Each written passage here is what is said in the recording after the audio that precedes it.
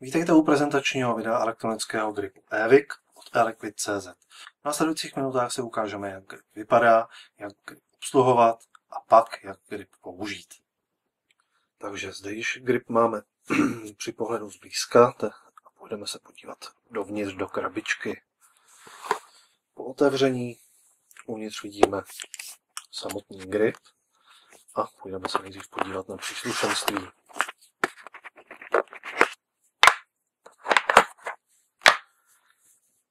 Jako první zde nalezneme jednoduchou uživatelskou příručku, která je určená k softwaru pro počítač, ale k té si povíme něco později. Dále uživatelský manuál, kde jsou popsána jednotlivá menu a nastavení samotného gripu. A poté již vidíme 3 krabičky. V této krabičce je baterie Samsung typu 18650 o kapacitě 2600 mAh.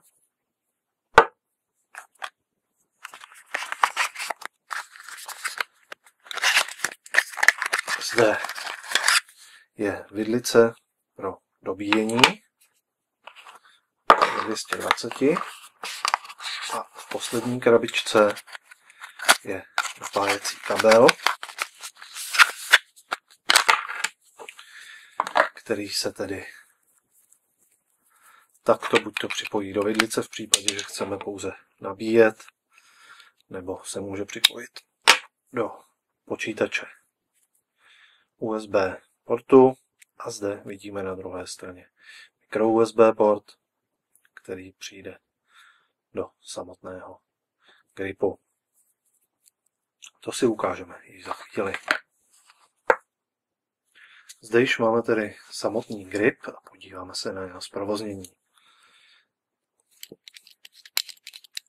Na spodku gripu najdeme šroubovací víčko, které je opatřeno logem Joytech a plus kolem baterii zasuneme do těla samotného gripu. Poté zašroubujeme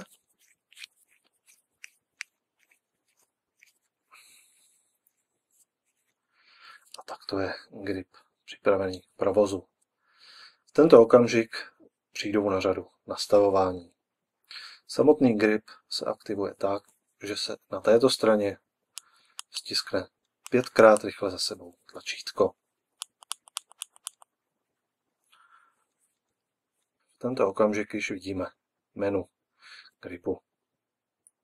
V menu gripu se pohybujeme pomocí tohoto kroužku, kterým jednoduše po otáčení na jednu nebo na druhou stranu postupujeme na jednotlivé položky. První položka je vypnutí a zapnutí samotného gripu, ale v tento okamžik ji přeskočíme a půjdeme ještě dál. Druhá položka je položka sleep, která uzamyká a znovu zapnout se musí 5krát stisknutím tlačítka. Položka číslo 3 je nastavení samotného gripu a napětí, kde si tedy určujeme, jakou máme v gripu použitou baterii. V našem případě tedy zvolíme 2600 mAh a náš výběr potvrdíme stisknutím spouštěcího tlačítka zezadu. Druhá položka v tomto menu je výstupní napětí. Zde si určíme defaultní napětí ve wattech, které chceme, aby nám grip potom poskytoval ve voltech. Což znamená, pokud se chceme pohybovat někde na úrovni 4 V výstupního napětí, budeme zde mít hodnotu zhruba 8,5 W. V menu se pohybujeme tak, že na jednu stranu přepínáme pozice, takto, a na stranu druhou přidáváme hodnoty.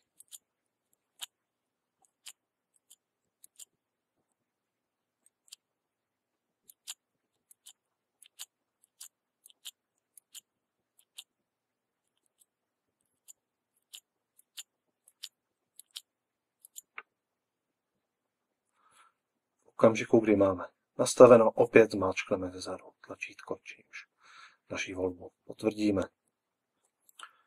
Rozsah je od 2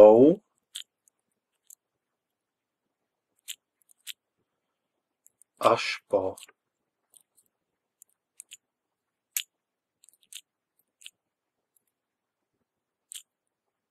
15 W. Takto.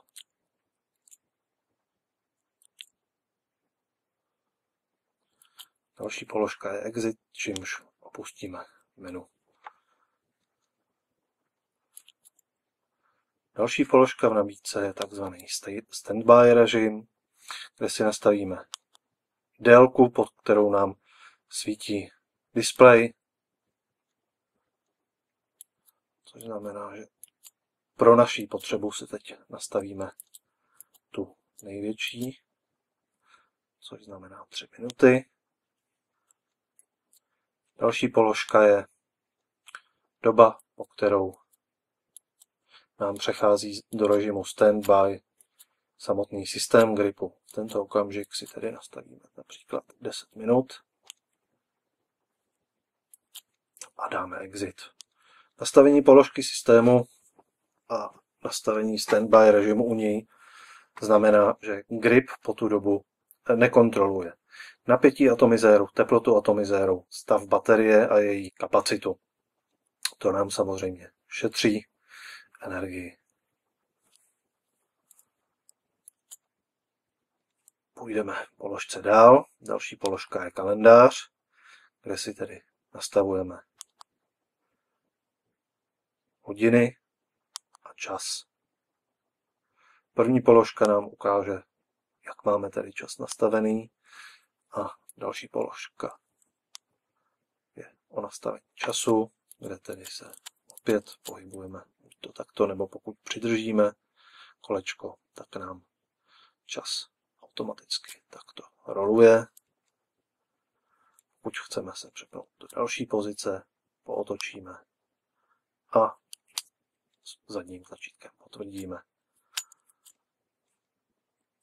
Další položka je nastavení datumu, kde opět takto jednoduše přepínáme.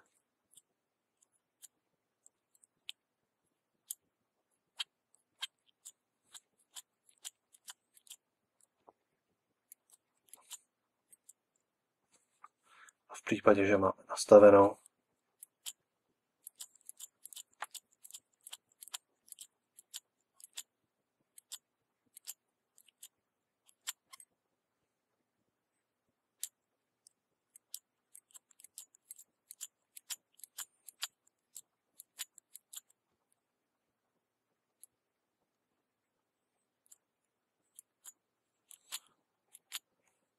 potvrdíme opět vzadu.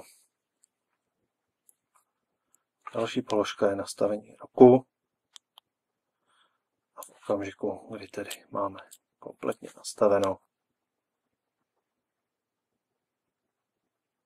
vidíme, že zde již menu, opět opustíme položkou Exit. Další položka je informace o potažení. První menu je nastavení, od kdy nás má grip varovat, že jsme dosáhli určitého počtu potažení. Pokud tedy například jste kuřák, který vykouří 20 cigaret za den a máte spočítáno, že jedna cigareta u vás se rovná 15 potažení, zde si nastavíte 300 potažení, což bude váš ekvivalent 20 cigaret, a poté vám grip při potažení po dosažení tohoto čísla bude na displeji zobrazovat informace o tom, že jste tohoto čísla potažení dosáhl. Grip se nevypne, ani vám nebude dál bránit kouřit nebo potahovat, ale bude vás při každém potažení informovat, že jste dosáhli hodnoty 300 potažení, tedy vašich 20 cigaret.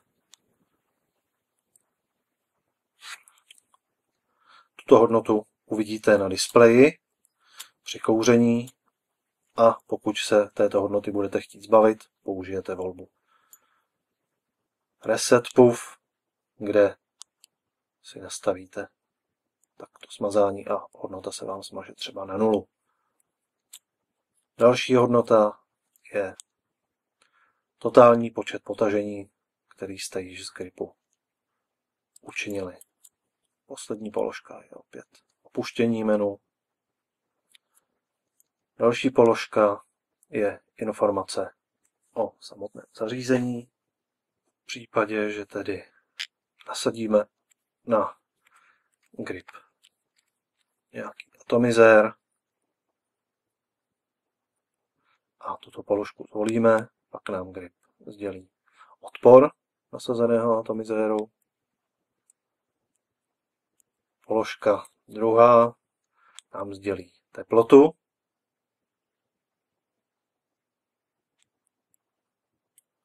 Položka číslo 3 nám zobrazí jméno, které si nastavíme poté pomocí softwaru v počítače. Na to se potom ještě podíváme. Dále sériové číslo gripu je další položka a verze softwaru ovládacího. Další položka je opět Exit. Poslední položka v celém menu je Exit, čímž opustíme celé menu. Samotný grip zapneme nebo vypneme opět z menu, a to položkou následující 1, 2, 3, 4, 5. A hnedka první položka vidíme Power On, takže po stisknutí nám takto najede systém, vidíme nastavený čas a hodiny. V tento okamžik se nám detekuje atomizér a hned se nám nabízí doporučené napětí. A vidíme, že protože jsme si nastavili ve wattech naše výstupní napětí, tak máme i hned zvoleno napětí 4,1 V, které tomu odpovídá. I v tento okamžik, ale samozřejmě si po otočení kroužku na jednu nebo na druhou stranu můžeme volit napětí, jaké chceme, pokud nám nevyhovuje to, které zrovna tam je, nebo pokud si třeba měníme rychle atomizér a nechce se nám zasahovat do toho napětí, které máme defaultně nastavené, a můžeme si takto jednoduše volit napětí, které máme. A rozsah zde je od 3 V.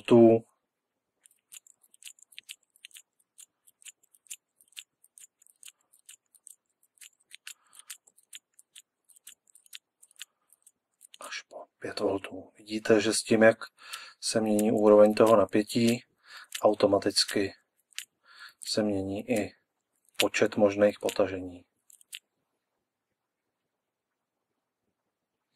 Dále na displeji vidíme horní 3 nuly nám značí, kolikrát jsme si z gripu potáhli, takže když teďka stisknu tlačítko,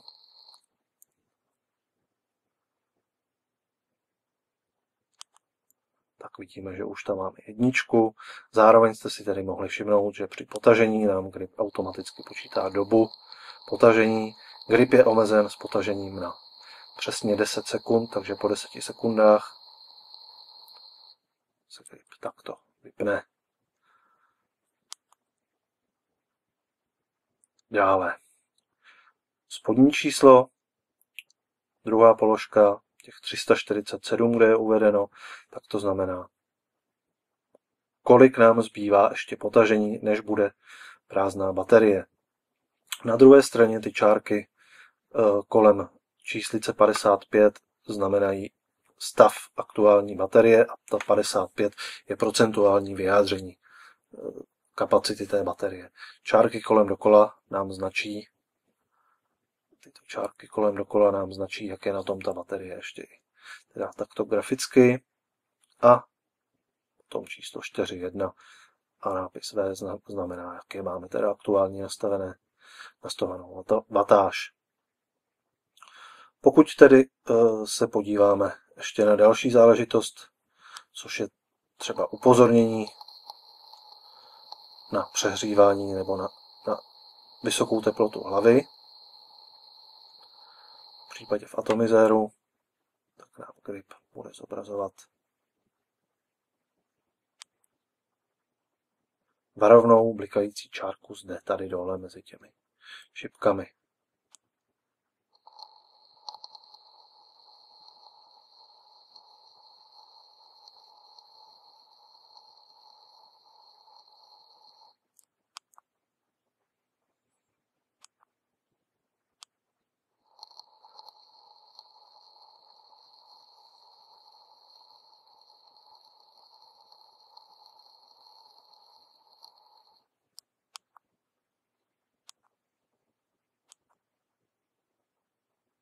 V tento okamžik vidíte, že tam to varování již bliká, což znamená, že vršek této hlavy se zahřál na vyšší teplotu, než je 35 stupňů Celsia. Tento okamžik tedy nám tam bliká ono varování.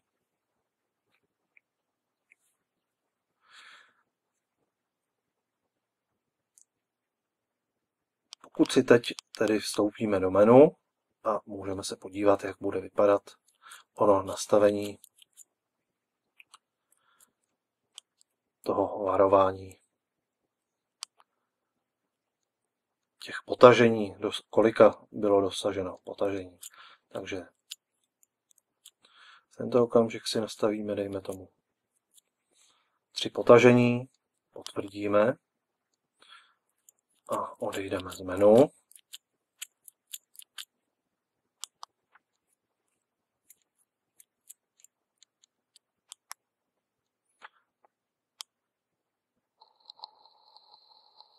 Vidíme, že protože už se blížíme k potažení, tak nás grip varuje. Druhé potažení a třetí potažení.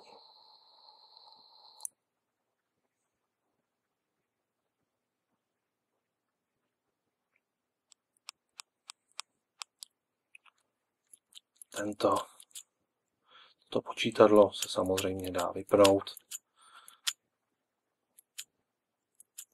A to jednoduše, pokud vstoupíme do menu, setting, tak zde nastavíme 0 a tento okamžik nás již toto nebude nějak omezovat.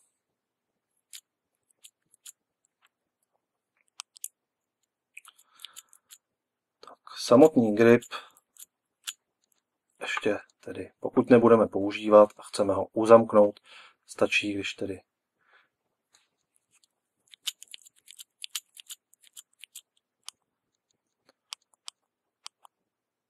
pětkrát stiskneme tlačítko, čím si vyvoláme menu a potvrdíme sleep. V tento okamžik je grip vypnutý a na stisknutí nereaguje.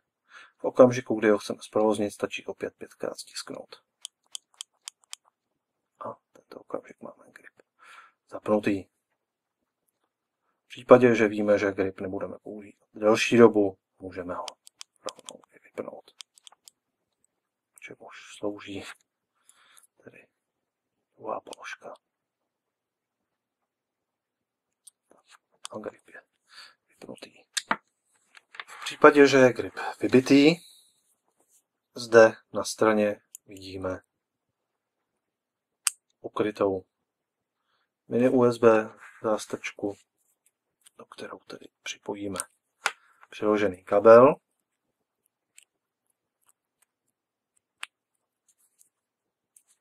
A tento okamžik vidíme, že se nám grip nabíjí.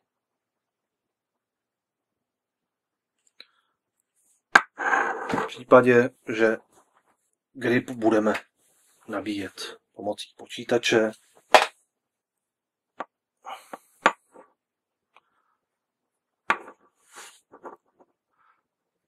pak grip rozpozná, že je připojen k USB počítače a odešle základní data i pro připojení do počítače.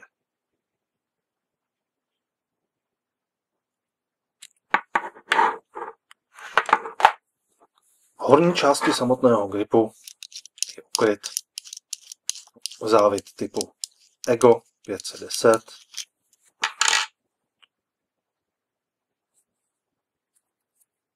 Takže na gripu je možno používat i veškeré doplňky pro závity typu EGO a 510.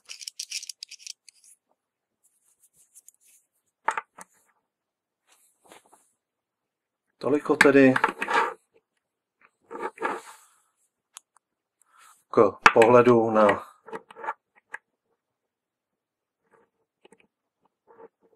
samotný grip. A nyní si ještě půjdeme ukázat onu aplikaci určenou pro počítač a pak si ukážeme, jak grip používat.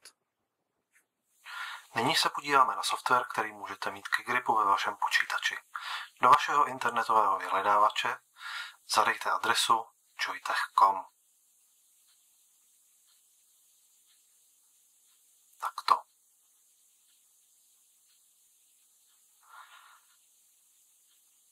Na stránce Joytechu přejděte v menu na nabídku Support. Na této stránce vyhledejte odkaz MVR a klikněte na něj. V tento okamžik jsme na stránce se softwarem pro váš grip. Jak můžete vidět, podporovaný jsou operační systémy Windows XP a Windows 7. V tento okamžik klikněte na modře podsvícené Download a stáhněte software do vašeho počítače.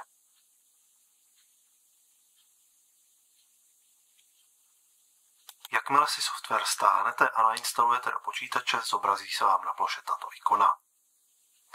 Program se pak automaticky spustí. Na této obrazovce máte dvě možnosti. Pokud chcete váš grip a baterii v něm pouze dobít, pak zvolíte levou stranu. Pakliže se chcete podívat na statistiky a základní nastavení vašeho gripu, zvolíte pravou. V tento okamžik již vidíme několik ikonek, které znázorňují různé možnosti. První ikonka nahraje údaje a statistiky z gripu do počítače. Ty pak můžete vidět v podrobných statistikách a v informacích o uživateli. Druhá položka je základní informace o uživateli, kde si můžete vypsat své jméno, věk a pohlaví. To se pak zobrazuje přímo na displeji v samotném gripu. Jak jsme si ukazovali, tak v tento okamžik tam svítilo pouze MR, tedy pán, a veškeré ostatní údaje byly prázdné, bylo tam pouze tato hodnota. V plošce vidíme aktuální stav nebo základní nastavení gripu. Ze zhora je to název, verze softwaru, sériové číslo, pole setPath, kde si nastavíme počet potažení, nebo můžeme nastavit počet potažení, po kterých nás má grip upozornit. Vedle vidíme políčko, které zobrazuje, kolik již bylo potaženo z gripu od začátku provozu. Dole máme nastavení watáže, kterou si zde již můžeme napevno nastavit. Dále vidíme aktuální voltáž plus odpor atomizéru, pokud je nějaký připojený. A poslední položka je baterie. Pod další položkou najdeme podrobné grafy a statistiky, kde můžeme sledovat, jak grip používáme. Poslední položka v nabídce je aktualizace samotného gripu. Pakliže Joytech vydá aktualizaci pro grip, pak si ho můžeme stáhnout do počítače, uložit do stejné složky, jako je složka softwaru, a takto jednoduše nahrajeme do gripu. by bylo k vysvětlením funkcí tohoto softwaru vše a nyní se již budeme podívat, jak grip použít. Takže jo, tady jsme u gripu EVIC a pokud máme tedy vše nastaveno, nasazený nějaký atomizer typu 510 nebo EGO, tak poté zapneme, stiskneme tlačítko a potáhneme jako z klasické cigarety, jen trošičku déle a trošku slaběji.